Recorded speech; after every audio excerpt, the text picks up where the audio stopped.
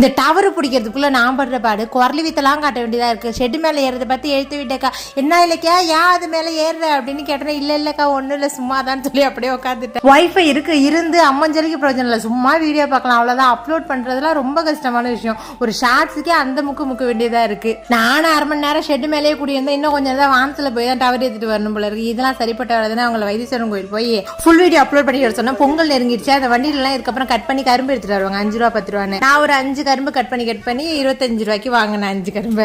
இவங்க 10 கரும்பு 100 ரூபாய்க்கு அதே சைஸு தான். ஆனால் என்ன கொஞ்சம் இனிப்பாக இருந்துச்சு. நான் வாங்கினது வந்து கொழுத்தாடன்னு சொல்லுவாங்க, நுனிக்கரும்பு. அதை வாங்கி தொலைச்சிட்ட போல இருக்கு. இருந்தாலும் அதுவும் இனிப்பாக தான் இருந்துச்சு. அதனால இந்த கரும்பு அளவுக்கு வரல. சார் வந்து கடிச்சு தின்னு பார்த்துட்டு காரி துப்பிட்டு போயிட்டாங்க.